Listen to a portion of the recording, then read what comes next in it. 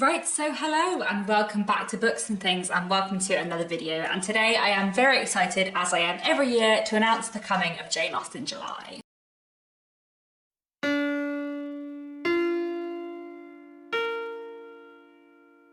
So although you can't see it, today I'm wearing my Pride and Prejudice t-shirt, which is made by Claudia from Spencer's Library as part of her Classics and Cats t-shirt series, which I will link down below. I very much enjoy my Pride and Prejudice t-shirt, but I'm wearing my Pride and Prejudice and Cats t-shirt today to bring you news of next Jane Austen July, which is coming up in July, as it does every year. As with previous years, my co-hosts are Marissa from Blatantly Bookish and Claudia from Spencer's Library. I'll link both their channels down below, and we are very excited, as always, for a month full of Jane Austen. I really love Jane Austen July. It is such a joy every year because, you know, Jane Austen is just one of my favourite authors of all time. As with every Jane Austen July, we have some challenges, we have some read-alongs, I have some recommendations for you today. I've got some videos planned for throughout the month of July. There's also a Goodreads group, which I'll link down below, and you can join in with Jane Austen July on YouTube, Instagram, Twitter, wherever you like, with the hashtag Jane Austen July.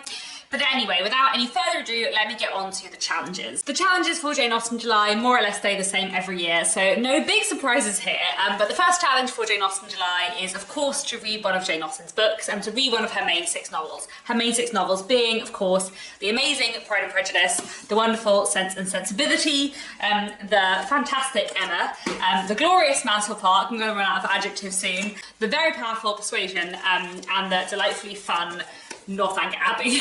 Those are Jane Austen's six books. And I mentioned Northanger Abbey last because this is the Jane Austen book that we are hosting a read-along for this year. So we are going to be hosting a read-along of Northanger Abbey over the first few days of July, so from the 1st of July to the 10th of July. Northanger Abbey is a pretty short book and we're going to be reading 3 chapters a day, and I'm really excited to reread Northanger Abbey. Northanger Abbey is not my favourite Jane Austen. It's probably like at the bottom of the pile. However, I haven't read it for a few years, and I think maybe I will get it on audiobook, have a really enjoyable reread of it, and have a good, hard think about Northanger Abbey, because Sense and Sensibility, which had previously for a long time been one of my least favourite Jane Austen books, I reread last year and something suddenly clicked, and now I love Sense and Sensibility hugely, and I'm really excited to reread it this year.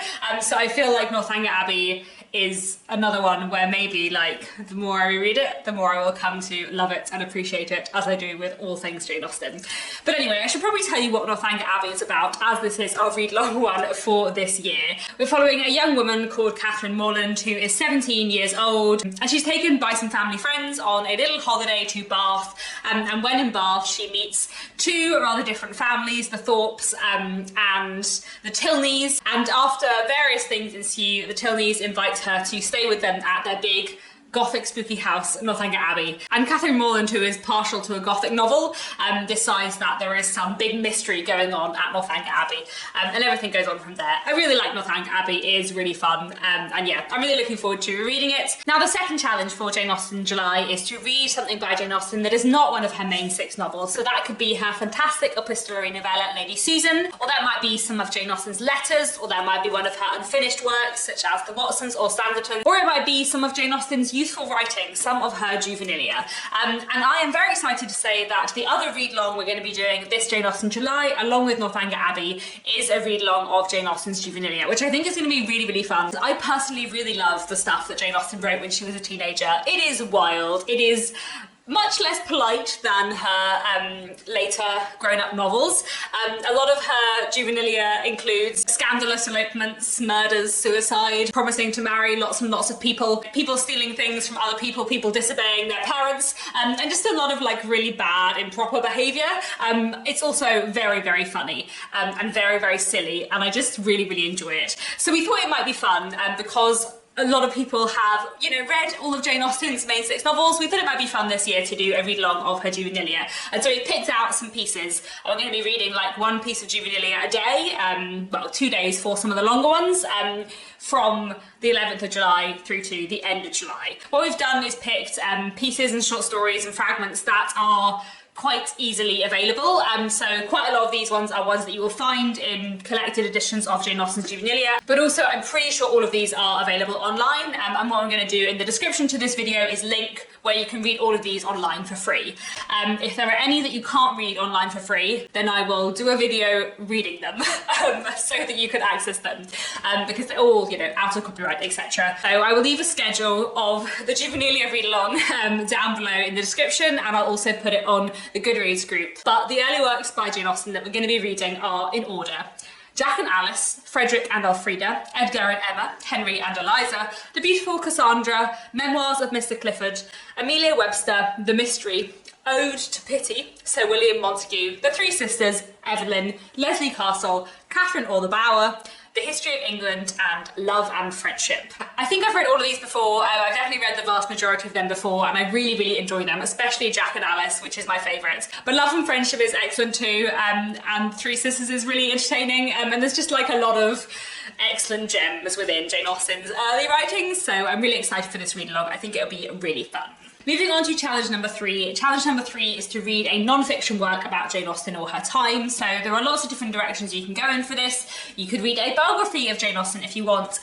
Two of my absolute favourites are Jane Austen at Home by Lucy Worsley, which is a fantastic look at Jane Austen's life through all the homes that she lived in, and also Jane Austen, A Life in Small Things by Paula Byrne, which is fantastic and has a lot of like little details that you don't necessarily get anywhere else. I would say that Jane Austen, A Life in Small Things is probably one to read if you know a little bit about Jane Austen's life already, because it's not chronological, it's sort of like a thematic biography, but I really love it and I would highly recommend it. Or you can read a non-fiction book about the time period in which Jane Austen lived. Two books that I always recommend are Elegant Etiquette in the 19th Century by Mallory James, which is a fantastic book about etiquette in the 19th century, and Eavesdropping on Jane Austen's England by Roy and Leslie Adkins. I think this is just called Jane Austen's England in the States, but yes, this is well worth a read as well. I feel like I need to read some more history books this Jane Austen July about Jane Austen's time. I feel like the last few Jane Austen Julys I've done more like literary criticism or biography reading, and I feel like it would be nice to read some more history books about Jane Austen's time. And of course, speaking of literary criticism, the other thing you could do for this challenge is read some literary criticism, some books about Jane Austen's books. My favourite work of literary criticism about Jane Austen's works is This is What Matters in Jane Austen by John Mullen, which is just fantastic. It's a wonderful book all about like little things and patterns and themes and motifs in Jane Austen's books, and I just think it's wonderful. Then a book I read last year for Jane Austen July that I absolutely loved was another book by Paula Byrne, actually. I just mentioned a biography by her, but she also has written literary criticism about Jane Austen, and her book, The Genius of Jane Austen, is fantastic. The Genius of Jane Austen is a book about Jane Austen's love of the theatre, and about how theatre influenced Jane Austen, and about how when we read Jane Austen we should think about her not as following on in the footsteps of novelists of her time, but we should read Jane Austen as following on in the footsteps of playwrights of her time. And I just thought The Genius of Jane Austen was so good when I read it last year, and it's the book that made me like fall in love with Sense and Sensibility, because Paula Byrne's like essay in it on Sense and Sensibility just like completely changed how I thought about Sense and Sensibility, and then I reread Sense and Sensibility immediately afterwards and like just adored it more than I ever had before. So I highly recommend The Genius of Jane Austen, especially if you're interested in theatre. And another work of literary criticism I read last year that I found really interesting was this. This is A Truth Universally Acknowledged, 33 Great Writers on Why We Read Jane Austen, which is 33 essays by different novelists about why they love Jane Austen. A great read as well. Challenge number 4 for Jane Austen July is to read a retelling of a Jane Austen book or a work of historical fiction set in the time of Jane Austen. So there are, again, lots of directions you can take this challenge in. You could read what I'm going to call a historical retelling of a Jane Austen book, taking things given to us by Jane Austen and looking at them from a different angle. There are so many different takes on Jane Austen's books, and especially many different takes on Pride and Prejudice, such as Longbourn by Jo Baker, which is a Pride and Prejudice retelling from the perspective of the servants in the Bennet household. I also love Charlotte by Helen Moffat, which is a retelling of Pride and Prejudice from the perspective of Charlotte Lucas. I also really like The Other Bennet Sister by Janice Hadlow, which is a retelling / sequel to Pride and Prejudice from the perspective of Mary Bennet. And I also really like What Kitty Did Next by Carrie Cableen, which is a sort of similar book but about Kitty Bennett. And another book that I also would recommend, which I think is really, really interesting, is Unequal Affections by Laura Ormstone, which is a retelling of Pride and Prejudice. If Pride and Prejudice spoilers ahead here, I'm assuming you probably know the story of Pride and Prejudice by now, but if you don't, beware. Unequal Affections is a retelling of Pride and Prejudice, working on the basis of Elizabeth Bennet accepting Mr. Darcy's first proposal and what a difference that would make in their relationship. It's great. I'm aware that those are all retellings of Pride and Prejudice. I did also enjoy Jane Fairfax by Joan Aiken, which I read a year or two ago, which is a retelling of Emma from the perspective of Jane Fairfax. But if anyone has any recommendations for historical retellings of Jane Austen's books that are not retellings of Pride and Prejudice, then please leave them down below in the description as well. Or if you want, you could read a modern retelling of a Jane Austen book, so a book that takes a Jane Austen storyline and puts it into the modern day. So two that I would really recommend, both of which are YA Jane Austen retellings, would be Pride by E.B. Zaboy, which is a Pride and Prejudice retelling, and Where the Rhythm Takes You by Sarah Dass, which is a fantastic Persuasion retelling, and really nice to see Persuasion retold as well. If you want to, instead of reading a Jane Austen retelling, read something set in the time of Jane Austen, then there are so many things to choose from. There are two authors who I wanted to mention. One is Sophie Irwin, whose fantastic book, A Lady's Guide to Fortune Hunting, is a wonderful novel set in the Regency period, which is excellent fun. Sophie Irwin does have a new book coming out later this year, A Lady's Guide to Scandal, which I'm very excited for, but it's not coming out till August, so not going to be a pick for this Jane Austen July. And I also wanted to mention the wonderful Lex Croucher. Their Regency books are just like such a delight to read. I really recommend Reputation and also Infamous, and in fact they have a new novel called Trouble coming out on the 20th of July as well. Or another thing you might want to do with this prompt is read a book which features Jane Austen as a character. So I couldn't not mention the wonderful Jill Hornby. Her novels Miss Austen and Godmersham Park are incredible. Miss Austen is about Jane Austen's sister Cassandra, and Godmersham Park is about the governess of Jane Austen's niece, which sounds a little tangential, but it's so good. I love these books so much. And another book I wanted to mention, which features Jane Austen as a character and which I really loved last year, is The Jane Austen Project by Kathleen Finn. And this is a weird sort of sci-fi historical book set in the future where time travel exists, and two time travellers are sent back to Regency England to like meet Jane Austen and uncover a mysterious missing manuscript of the Watsons, but things go slightly wrong, and it's just excellent. And the fifth challenge for Jane Austen July, the final reading challenge, is to read a book by a contemporary of Jane Austen. So read a book by an author who was living and writing at the same time as Jane Austen, whose work she might perhaps have read. So Jane Austen was born in 1775 and died in 1817, so I would like take those as your years, but like if you want to give it a few years either side, that's absolutely fine. You could read something by an author like Mary Shelley, or you could read something by one of Jane Austen's favourite authors, who would include Frances Burney, Maria Edgeworth and Sir Walter Scott. One book that I read a few years ago for Jane Austen July, which I found really interesting, was this. This is The Woman of Colour, a Tale, and this is a book that was published in 1808, so during Jane Austen's lifetime, by an anonymous writer about a mixed-race heroine coming from Jamaica to England and making a life for herself there, and it's a really, really interesting read. But of course you don't have to read a novel from Jane Austen's time. You could read some poetry by someone like William Blake or William Wordsworth, Lord Byron, William Cooper, or you could read a play. One play that I've read before for Jane Austen July is Lover's Vows by Elizabeth Inchbald, which is the play that the characters in Mansfield Park put on an amateur dramatics performance of, which is really interesting. But actually I'm thinking maybe this Jane Austen July I will try and read some other plays from Jane Austen's time, especially having read The Genius of Jane Austen by Paula Byrne last year and learning a lot more about Jane Austen's love of the theatre. I feel like it would be really, really interesting to read like lots of plays that influenced Jane Austen, so maybe that will be something that I do this Jane Austen July, we will see. But moving on to the last two challenges of Jane Austen July, which are watching challenges. So the first challenge is to watch a direct screen adaptation of a Jane Austen book. And when I say direct adaptation, I mean an adaptation of a Jane Austen novel, you know, set in the Regency period, following the plot more or less, etc. There are many, many to choose from, of course. A few of my favourites would be the adaptations of Emma from 2020 and from 2009, both of which are great. I also love the Sense and Sensibility adaptation from 2008, and the two Pride and Prejudices, both from 1995 and from 2005, I really enjoy. I also really love the adaptation of Lady Susan from 2016 called Love and Friendship, which is an adaptation of Lady Susan, not of Jane Austen's Juvenilia piece, Love and Friendship, which we will be reading in the read-along this year. It's not an adaptation of that. I don't really know what they called it that, except to make it sound like Pride and Prejudice, but anyway, great adaptation of Lady Susan. And as we're doing a read-along of Northanger Abbey this year, I also wanted to mention the adaptation of Northanger Abbey from 2007, which I really, really enjoy. It's a really great adaptation, very well acted. Carey Mulligan is a perfect Isabella Thorpe, and the way it does like Catherine Morland's overactive imagination and interest in the Gothic is really, really great. It's just a really fun adaptation, definitely one I quite like to watch this Jane Austen July. And then the final challenge for Jane Austen July is to watch a modern screen adaptation or a modern screen retelling of a Jane Austen book. So a screen adaptation which takes a Jane Austen story and puts it into the modern world.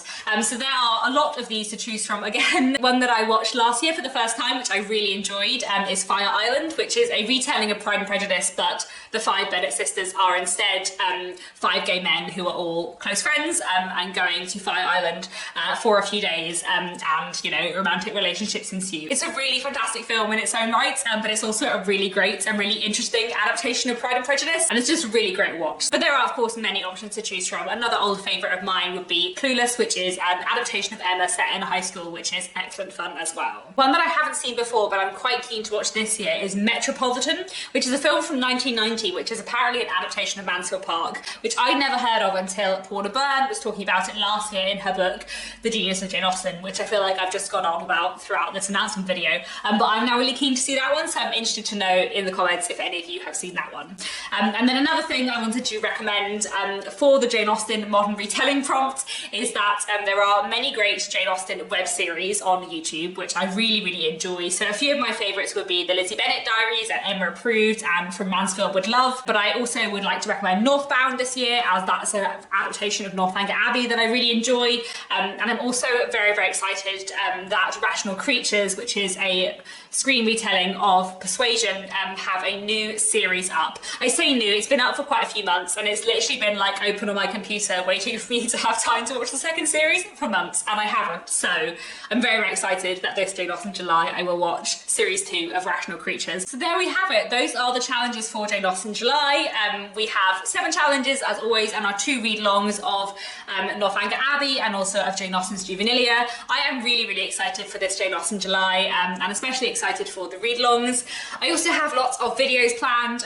As always, I'll probably be doing some reading vlogs in Jane Austen July. I'm also thinking that maybe I will do some reading out of some of the Juvenilia, like just make a video of Jack and Alice, say, which is my favourite one, just with me reading it. Would that be interesting? Would that be a bit boring? I'm not going to do it for all of them, but I might do it for a few because I thought that might be quite fun. I also want to do a video which I had been thinking about and planning since last year, which is going to be called Are Jane Austen's Novels Love Stories, which I'm very excited to make because basically I know I've really spoken quite a lot about the genius of Jane Austen and Sense and Sensibility this video, but basically I feel like the reason why I didn't love Sense and Sensibility until last year is because I had been reading it as a love story, and it's not, it's something else. And I feel like the fact that I love some of Jane Austen's books for being love stories has influenced the way I read some of her other books, which are less romantic. So I think it would be really interesting to like make a video talking about whether or not Jane Austen's books are love stories and kind of which ones are and which ones aren't and why that's important. So I'm really looking forward to making that one. That's probably going to be quite a long one. I might make a video about sort of like doubling and mirroring in Jane Austen, but I feel like I need to narrow down exactly what that might be.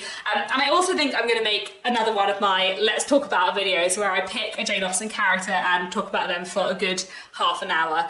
Previously I have done Mr. Collins, Caroline Bingley and Mrs. Bennet. I think maybe this year it's Willoughby's turn from Sense and Sensibility. He's my like #1 for a video talking about him as a character. But let me know if you have any other character requests and I will have a think. And in general, if you have any other video requests, anything you would like me to talk about to do with Jane Austen, please do let me know, because Jane Austen July has been going for quite a few years now. And every year I'm like, are there more videos to be made about Jane Austen? Have I said everything I want to say about Jane Austen? And the answer is no, I have never said everything I want to say about Jane Austen, but if you have any requests that might be useful, let me know. So that's all I have to say for today. I'm very excited for Jane Austen July, and I know Marissa and Claudia are too. to.